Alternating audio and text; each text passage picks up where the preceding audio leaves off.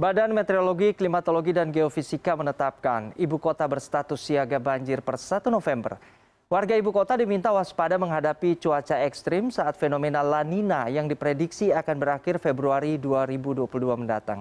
Bersama saya siang hari ini melalui sambungan Zoom, peneliti Pusat Studi Perkotaan Nirwono Yoga. Kita akan membahas terkait hal ini. Selamat siang Pak Nirwono. Selamat siang Mas Roland, apa kabar? Ya. Sehat selalu Pak. Ini sudah mulai masuk musim hujan Pak ya. Dan yang jadi perhatian kita adalah curah hujan diprediksi meningkat beberapa bulan ke depan. Bagaimana kesiapan sungai-sungai besar di Jakarta Pak? Ya, secara teknis sebenarnya tidak banyak perubahan ya dalam 4 tahun terakhir nih. Maka bisa dipastikan untuk akhir tahun ini dan awal tahun depan ini 2022, seluruh permukiman yang ada di 13 sungai DKI Jakarta akan terdampak banjir. Dan ini sudah kita lihat dalam beberapa minggu terakhir ini, seperti hari ini juga ya. Jadi sebagian besar yang terdampak banjir adalah pemukiman yang dekat bantaran kali, tidak lebih dari sekitar 500 meter radiusnya. Jadi ini sebenarnya sebagai peringatan dini, karena ini menuju ke puncak nanti di Januari Februari, curah hujan akan lebih tinggi, berarti pemukiman yang ada di bantaran kali pasti akan terdampak banjir. Nah ini yang perlu dipertimbangkan, itu yang pertama ya. Dan ini juga jangan menjadi acuan kalau kemarin Pemprov DKI mengatakan dalam waktu 6 jam ya, umpamanya banjir akan surut, karena ini akan harus dihitung dulu. Pada puncak musim hujan tentu hujan kan akan terjadi berhari-hari ya, artinya hujan tidak akan segera berhenti. Kemudian juga banjir kiriman terutama kalau di bantaran kali ini juga tidak akan segera surut sebelum daerah puncak atau daerah tempat hulunya juga akan berhenti banjir. Jadi ini menjadi kewaspadaan seluruh permukiman yang ada di bantaran kali DKI Jakarta, terutama tentu di 4 sungai Mas, Ciliwung, Pesanggeran, Angke, dan Sunter. Kemudian kedua, yang juga perlu diantisipasi dengan peningkatan adanya La Nina nanti, terutama banjir lokal Mas, yaitu daerah-daerah yang ada berupa cekungan ya, kemudian juga dengan sistem drainase buruk seperti perumahan Green Garden misalnya. Nah, ini Kelapa Gading ya, kemudian Kemang. Ini juga daerah-daerah yang akan terdampak banjir, terutama lebih kepada faktor banjir lokal. Ya, nah berarti kita tidak hanya berbicara soal sungai Pak ya. Karena drainase juga penting. Secara teknis ini hanya berfungsi sekitar 33%. Nah, pembenahan seperti apa yang dibutuhkan, Pak? Sampai dengan sekarang sayangnya saluran air belum dibenahi, Mas. Ini sebenarnya kita merunut ke banjir 2020 ya. 2020 itu banjirnya adalah banjir lokal. Artinya praktis seluruh saluran drainase kita tidak berfungsi dengan baik. Meskipun juga yang saya katakan, faktanya 33% saja saluran air kita yang berfungsi dengan baik. Artinya kita masih punya PR 67%. Selain itu juga menjadi catatan kami, revitalisasi trotoar yang sudah dilakukan oleh Pemprov DKI ternyata tidak diikuti juga dengan rehabilitasi saluran air. Banjir di daerah kawasan Senayan misalnya, di Jalan Asia Afrika tahun lalu misalnya, ini juga menunjukkan meskipun trotoarnya bagus, ternyata saluran airnya juga tidak berfungsi dengan baik. Ini PR utamanya. Kemudian kedua, yang tidak kalah penting tadi, saluran drainase di Jakarta itu hanya mampu jika curah hujan kita itu sekitar 100 sampai 120 mm per hari. Sementara curah hujan menunjukkan tahun lalu itu mencapai angka 377, sementara awal tahun ini itu 220. Artinya dengan adanya La Nina bisa dipastikan curah hujan akan lebih tinggi. Artinya juga seluruh saluran air kita tidak akan mampu menampung kapasitasnya. Ini berarti bisa dipastikan banjir lokal akan terjadi di daerah-daerah yang sudah menjadi langganan banjir. Bukan di tepi sungai ya, tapi daerah-daerah yang berupa cekungan, kemudian daerah-daerah dengan saluran drainase yang buruk yang tadi sudah saya sebutkan, bisa dipastikan akan terdampak banjir. Jadi ada dua, satu banjir kiriman yang ada di pemukiman bantaran kali, kedua adalah banjir lokal yang berada tidak dekat dengan sungai, tetapi saluran drainase yang buruk dan berupa daerah-daerah cekungan. Ini PR utamanya. Jadi pekerjaan rumah yang memang harus diselesaikan begitu Pak, harus dilakukan begitu ya? Ya. Nah kemudian bagaimana Pak dengan antisipasi banjirop di kawasan pesisir? Betul, jadi PR yang ketiga tentu banjirop ini Mas ya. Karena ini terjadi tidak hanya di musim hujan, tetapi hampir setiap bulan pasti terjadi banjirop. Ini perlu pembenahan besar-besaran, terutama pemukiman yang ada di kawasan pesisir ya. Kalau tidak bisa dipastikan beberapa kampung yang berada di pesisir itu sudah dalam ancaman tenggelam ya. Di luar konteks banjir pun, saat ini pun pemukiman tersebut perlu segera direstorasi, bahkan kalau perlu direlokasi. Tanpa itu bisa dipastikan banjirop akan selalu mengenangi pemukiman di bantaran kali. Ini yang menurut saya juga menjadi PR. Jadi secara keseluruhan Mas Roland, ada 3 yang patut diperhatikan. yaitu banjir kiriman, terutama di pemukiman bandaran kali, kemudian banjir lokal, yaitu daerah yang kawasan sistem drainasenya buruk, dan ketiga tentu adalah banjir rob yang terjadi di kawasan pesisir. Jadi ada 3 PR besar yang juga perlu diwaspadai, dan yang perlu kita antisipasi jangan sampai ketiga banjir tadi itu terjadi pada waktu yang hampir bersamaan. Kalau itu yang terjadi, maka kita akan punya sejarah seperti tahun 2007, 2012, 2014, di mana Jakarta lumpuh akibat banjir yang cukup luas. Iya, Pak Nirwono, sejumlah langkah untuk mengantisipasi banjir di ibu kota ini diutarakan oleh Gubernur Anies. Di antaranya menyusun pembagian tugas hingga simulasi dengan target banjir cepat surut. Kita akan dengarkan bersama Pak pernyataan Pak Gubernur Anies berikut ini. Menyusun skenario pembagian tugas. Itu sudah disiapkan, siapa mengerjakan apa. Sehingga ketika ada kejadian, kita bisa mendistribusikan pekerjaan dengan baik. Yang kedua adalah memastikan bahwa ada simulasi. Ketika sebuah kawasan tergenang, biasanya bisa sampai 3-4 hari.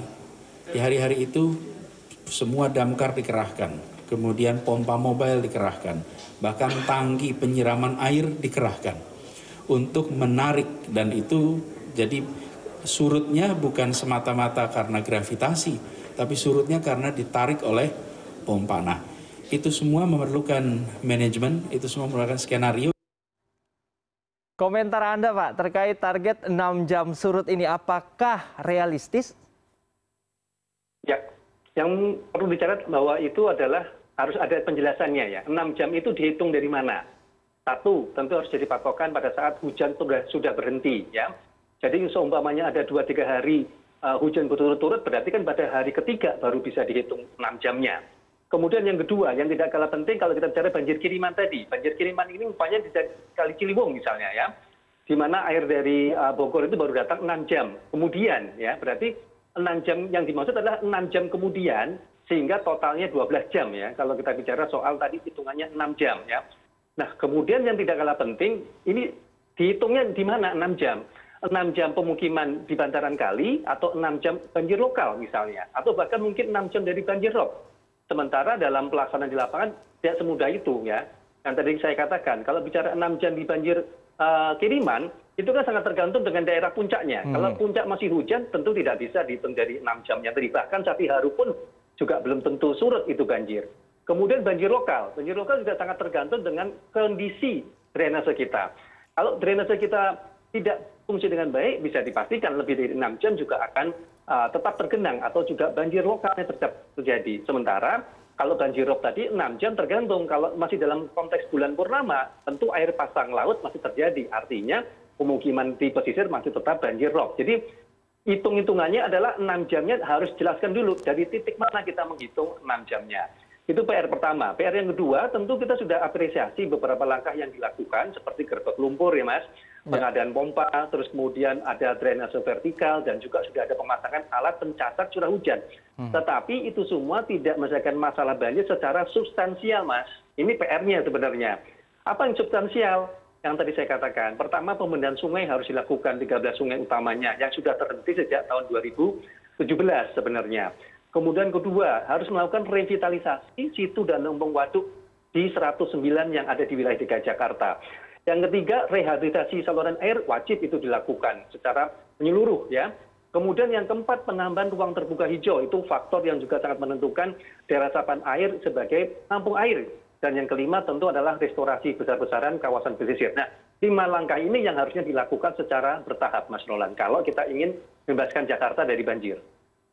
Nah, dari pandangan Anda sendiri, Pak Nirwono, apakah tepat kalau kita melihat curah hujan yang tinggi ini sebagai sumber masalah penyebab banjir Jakarta? Ya, sebenarnya kalau kita lihat kecenderungannya ya, dengan adanya peningkatan curah hujan dalam 2-3 tahun terakhir ini, sebenarnya 5 langkah besar tadi yang harusnya dilakukan. Ya, tadi saya catat tadi itu kan, perlunya pembenahan sungai, rehabilitasi situ dan lumbung waduk, perbaikan saluran air, dan juga penambahan ruang terbuka hijau. Ini salah satu upaya untuk mengantisipasi peningkatan curah hujan akibat perubahan iklim. Nah, ini yang menurut saya justru belum dilakukan oleh Pemprov DKI. Karena yang dilakukan sekarang dalam konteks masih mikro ya, lokal ya. Seperti misalnya pembangunan drainase vertikal atau sumur resapan air. Ini juga lebih kepada mengurangi genangan di daerah lingkungan, ya, bukan dalam konteks banjir kota secara keseluruhan.